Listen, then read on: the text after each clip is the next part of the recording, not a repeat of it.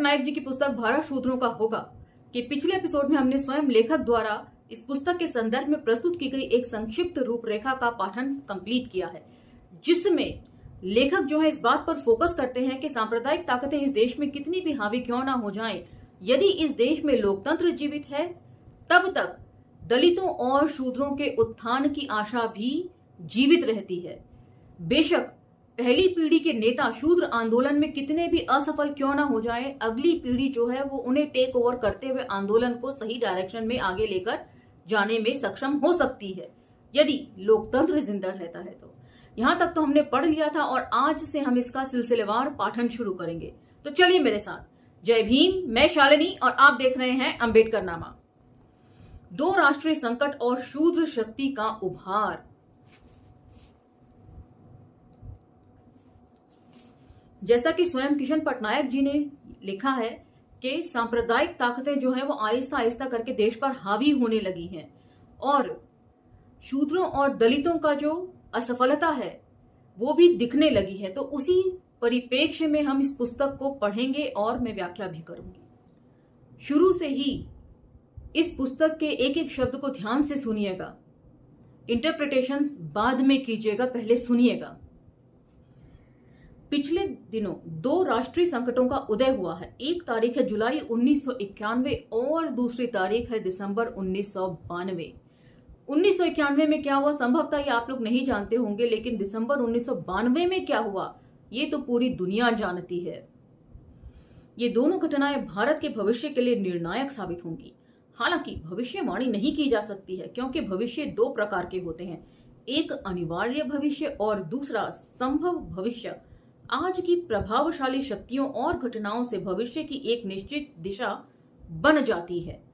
चूंकि उस दिशा को बदलने लायक शक्तियां दिखाई नहीं पड़ती हैं, इसलिए वही दिशा अनिवार्य लगती है। तो बेहद महत्वपूर्ण बात में यहाँ पर कह रहे हैं। इनफैक्ट हर लाइन में उन्होंने कुछ ना कुछ महत्वपूर्ण कहा है, इसलिए मैंने शुरू में ही कहा इसे सुनकर समझे जाने की जरूरत है। यहाँ पर वे कह रहे हैं कि भविष्य जो है वो दो तरीके से हम एक्सप्लेन करते हैं। एक तो आपके सामने जो एकदम घटित हो रहा है उसके आधार पर आप भविष्य के बारे में चर्चा कर सकते हैं, और एक भविष्य होता है जो काफी 2-4 दशकों बाद का होता है, जिसके बारे में निश्चित तौर पर नहीं कहा जा सकता है। लेकिन चूंकि आपके सामने जो भी कुछ घटनाएं हो रही हैं उसको, उस गलत को रोकने का रास्ता आपको सुझाई नहीं दे रहा है और ना ही कोई ऐसी ताकत दिखाई दे रही है जो उस गलत का विरोध कर सके, तो ऐसा मान लिया जाता है कि ये गलत ही जो है आगे जाकर विकराल रूप धारण कर लेगा, जैसा कि आज देश में हो रहा है। लेकिन दूर का भविष्य कभी भी अनिवार्य नहीं होता। जैसा कि मैंने अभी कहा, संभावना यही रहती है कि जो शक्तियां दिखाई नहीं पड़ रही हैं उनका बीज रूप कहीं कहीं निहित है और उसका पूर्ण विकास भविष्य में ही होगा। ये पॉजिटिव और नेगेटिव दोनों तरीके से समझा जा सकता है, दोनों ही संदर्भों में इसे लागू किया जा सकता है। इसी अर्थ में उपरोक्त दो घटनाओं से भारत के भविष्य की एक अनिवार्य या निश्चित दिशा बनती है, तो दूसरी ओर एक वैकल्पिक भविष्य भी आंका जा सकता है। निश्चित भविष्य की चर्चा हम पहले करेंगे। तो वही बात यहाँ पर किशन पटनायक जी भी कह रहे हैं कि पॉजिटिव और नेगेटिव दोनों ही तरीके से ये अनिश्चित भविष्य को हम एक्सप्लेन कर सकते हैं। इसके दो रिजल्ट्स हमारे सामने आ सकते हैं। तो सबसे पहला, नेगेटिविटी क्या है इसमें। 1992 में जब बाबरी मस्जिद ध्वंस की गई थी तो जो विनाशकारी शक्तियां थी वो अपने चरम पर थी और धीरे धीरे धीरे करके आज वो सत्तारूढ़ हैं। इसी के बारे में अब वे चर्चा कर रहे हैं। जुलाई 1991 की वजह से भारत सरकार की पहली बार स्पष्ट और बेहिचक होकर उदारीकरण तथा जगतीकरण की आर्थिक नीतियों को अपनाया, ग्लोबलाइजेशन को। इसी से देश से फिर से गुलाम होने का भविष्य निकलता है इन द लॉन्ग टर्म। पिछले दिनों बहुत लोगों के मुंह से ये बात निकली कि देश फिर से गुलाम हो रहा है, लेकिन ये बात बोलने में एक हिचक रहती है। दूर बैठे श्रोताओं को या पाठकों को हम कह देते हैं कि देश गुलाम हो रहा है, लेकिन बातचीत और अंतरंग बहस में कह नहीं पाते क्योंकि गुलामी की स्थिति को मानने के साथ साथ उसके प्रतिकार के लिए तैयार रहना पड़ता है। नई आर्थिक नीति या वैश्वीकरण का विरोध करने वालों के पास ये तैयारी नहीं है। गुलामी की बात को बढ़ा चढ़ाकर नहीं करना चाहिए, क्योंकि उससे अपना ही अपमान होता है। ये कहना उचित होगा कि सरकार के संसद गुलाम हो गई है। मनमोहन सिंह के वित्त मंत्री होने के बाद के जितनी बार बजट पेश हुआ, वह सारे बजट बाहर से निर्देशित हैं। संसद इसीलिए जुड़ती है कि संसद में अभी तक किसी राजनीतिक दल ने नई आर्थिक नीतियों का, गेट संधि का डटकर विरोध नहीं किया है। ऐसा भी नहीं है कि विरोध नहीं किया है, विपक्ष के हर एक महत्वपूर्ण दल ने कम से कम गेट का तो विरोध किया है, लेकिन उतना ही किया है जिससे एक सबूत रहे कि अमुक दल ने इसका विरोध किया है। तो विरोध कितने तरह का होता है? एक विरोध यह होता है कि सिर्फ आपने अपनी बात हल्के से कह दी, ये जताने के लिए कि आपने हाँ देखिए विरोध जरूर किया है। जब इतिहास बांचा जाएगा तो आपका नाम भी कहीं हल्के से दर्ज हो जाएगा कि आपने विरोध किया था, लेकिन आप में विरोध करने की ताकत नहीं है। लेकिन आप चूंकि विरोध इसलिए कर रहे हैं कि वो रिकॉर्ड में बन जाए। जब विपक्ष के प्रभावी दल किसी बात का ताकत लगाकर विरोध करते हैं, तब हंगामा हो जाता है और कई दिनों तक संसद की कार्यवाही बंद रहती है। सारे आपसी मतभेदों के बावजूद विपक्ष के दल एक सामान्य रणनीति बना लेते हैं ताकि सरकार पर तीखी चोट हो सके। बोफोर्स या प्रतिभूति घोटाले के बारे में विपक्ष ने जितनी ताकत लगाई, नई आर्थिक नीति या गैट को संसद के द्वारा अस्वीकृत कराने के लिए उतनी ताकत नहीं लगाई। मतलब आज भी आप भाजपा को देख सकते थे, उस समय से अब तक यदि आपने फॉलो किया हो, वो लगातार कांग्रेस को बोफोर्स मामले में घेरता रहा है, लेकिन उनकी ग्लोबलाइजेशन की नीति को बहुत हल्के से प्रतिक्रिया देकर निकल जाता था, क्योंकि वो जानता था कि यदि वे सत्तारूढ़ हो जाएंगे तो असली बेनिफिट उन्हीं को मिलेगा। और आज आप देख लीजिए, कांग्रेस ने तो कुछ हिस्से को ही सैंक्शन किया था ग्लोबलाइजेशन के लिए। एक लिमिट से निवेश जो है विदेशी कंपनियों का यहां मांगा था, लेकिन सरकार ने क्या किया, सारी सरकारी कंपनियों और संस्थानों को सिलसिलेवार बेच दिया। और ये सब चीज पर्दे के पीछे से नहीं हुई है, अब पूरी जनता पूरे देश के सामने से हुई है। तो दोनों सरकारों का फर्क, उनकी नीतियों का फर्क आप देख सकते हैं। तो किशन पटनायक जी यहां पर बिल्कुल सही बात कह रहे हैं कि आपके सामने जो घटनाएं होती हैं उसके आधार पर आप एकदम इमीडिएट फ्यूचर जो है वो एक्सप्लेन तो कर सकते हैं, लेकिन भविष्य में क्या होगा आगे चलकर कई दशकों बाद, उसको आप ठीक तरीके से पुख्ता तौर पर नहीं कह सकते हैं। जैसे कि बहुत लोग ये कहते हैं कि बाबा साहब ने कहा था कि आने वाली सदी हमारी होगी, लेकिन उन्होंने ये भी तो कहा था कि यदि बिना ज्ञान के लड़ने गए तो हार निश्चित है। तो हमारे लोग सिर्फ पहला जुमला पकड़ लेते हैं, बाद की बात छोड़ देते हैं। जब विपक्ष के प्रभावी दल किसी बात को ताकत लगाकर विरोध करते हैं, तब संसद में हंगामा हो जाता है। जैसा कि अब आज इसको समसामयिक संदर्भों में आप समझेंगे कि नो कॉन्फिडेंस मोशन जब पास किया गया प्रधानमंत्री नरेंद्र मोदी के लिए, तो उन्हें बहुत मजबूर होकर संसद में उपस्थित होना पड़ा विपक्षी दलों के सामने। तो ये ताकत होती है विपक्ष की। यह सवाल पूछा जा सकता है कि दिसंबर 1993 तक अजीत सिंह के कांग्रेस में योगदान के पहले तक संसद में कांग्रेस की जो नाजुक स्थिति थी, अगर पूरी ताकत के साथ विपक्षी दलों ने गैट संधि का विरोध किया होता तो क्या सरकार अपनी नीति पर अडिग रह सकती थी? ऐसे मौके पर रस्मी विरोध तक सीमित रखना एक परोक्ष सहयोग के अलावा और क्या है? मतलब आज आप लोग जो संघ की भाषा बोलने लगे हैं कि देखो ग्लोबलाइजेशन की नीति तो ये लेकर आई कांग्रेस, लेकिन उस वक्त किसी ने भी उसका विरोध नहीं किया क्योंकि सब लोग उससे सहमत थे। इसी अर्थ में सरकार के साथ साथ संसद भी गुलाम हो गई है। किसी दल के विरोध में इतनी तड़प नहीं है कि संसद के माध्यम से लोगों को एहसास कराए कि एक असाधारण स्थिति आ गई है। ज्योति बसु और लाल कृष्ण आडवाणी अपने अपने दल के विरोध को धूमिल करते रहते हैं। दल के सर्वश्रेष्ठ नेता भी हैं वे।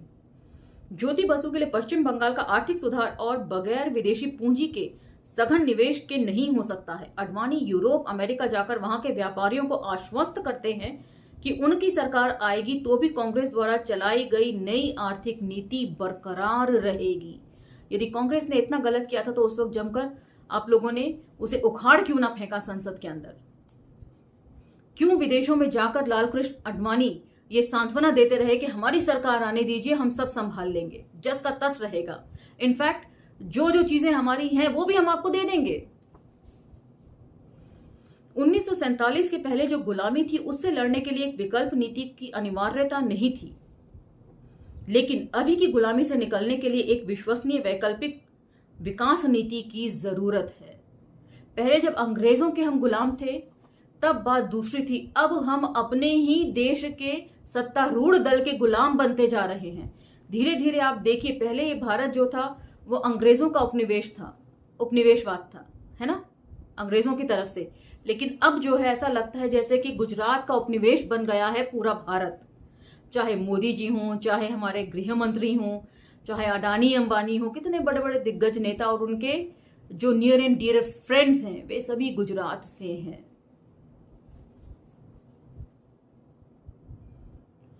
इसी को कसौटी बनाकर सोचे तो कोई भी राजनीतिक दल या कोई भी बौद्धिक समूह एक नई गुलामी का मुकाबला करने के लिए तैयार नहीं है।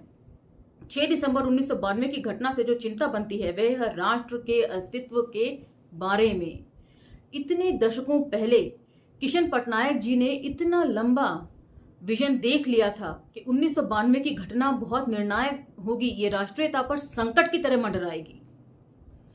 क्या भारतीय राष्ट्र टिका रहेगा? गुलामी की जकड़न से जो टूट और विभाजन पैदा हो सकता है उसका कारण बाह्य है, लेकिन एकता और अखंडता को बनाए रखने वाली जो अंदरूनी शक्ति है, जो राष्ट्रीयता के नाम से जानी जाती है, उसके विभाजित और जर्रर हो जाने की संभावना, गंभीर आशंका 6 दिसंबर और उसके बाद की घटनाओं से उत्पन्न होती है।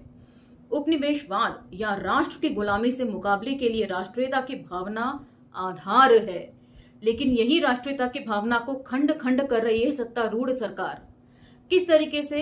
पहले तो हिंदू मुसलमान बोल बोल कर लिंच किया जाता था, अब तो आपके दाढ़ी रखने के स्टाइल में या आपके पहनने के स्टाइल में, आपकी टोपी आपने किस तरह की लगा रखी है।